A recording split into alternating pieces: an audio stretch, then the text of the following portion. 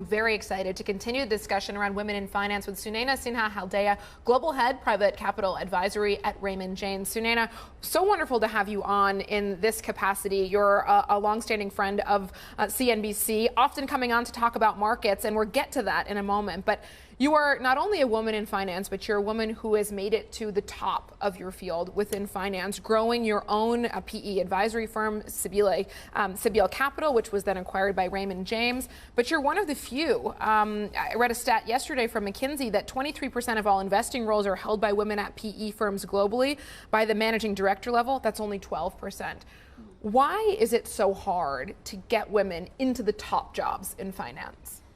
There's three big reasons. The first is that there isn't yet an understanding of how do you keep women in that mid-stage of their career when they go off to start families and have other priorities.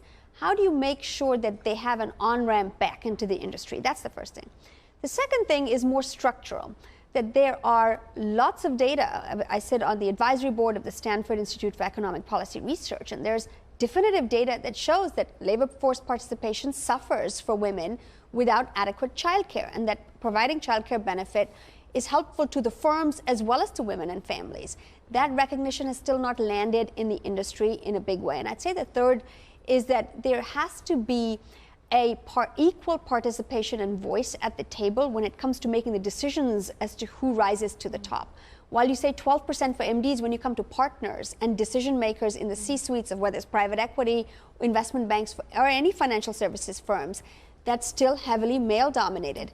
And in a male-dominated world, getting participation up to anywhere close to equal is going to take a long time.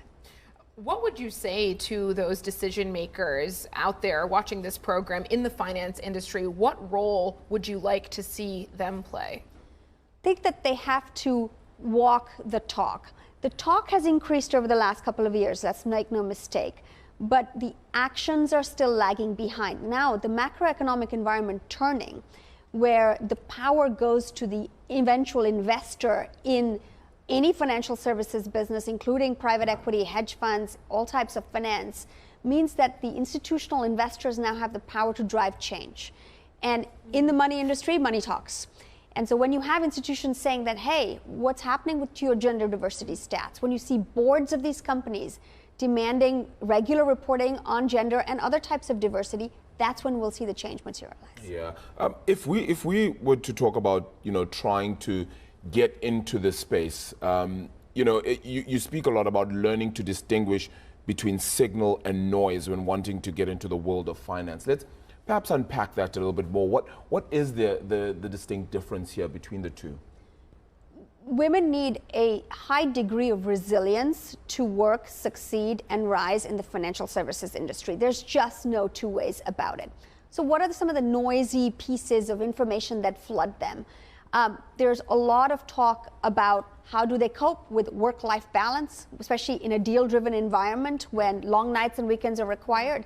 How do you manage? I have 3 children. It's something I need to consistently think about. And the dog, let's just put him in the mix. Yogi's important. But when you think about long nights and weekends, deal pressure, but also women have to continuously face comments. I've had my fair share, including recently, when it comes to working in this environment.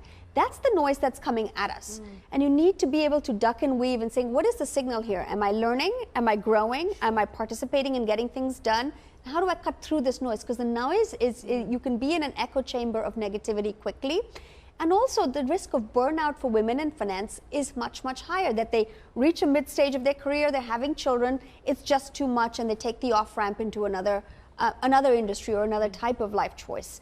And that's what I mean by signal or noise. And so people ask me, and especially women ask me, what can I do to build resilience? My big message is find a mental health practice to help you center yourself, because you will keep having a lot of this noise. And that noise will come not just from the outside world, it'll come from your own family, it'll come from your kids, it'll come from your partner, and you've got to be able to center yourself and go back in there the next day.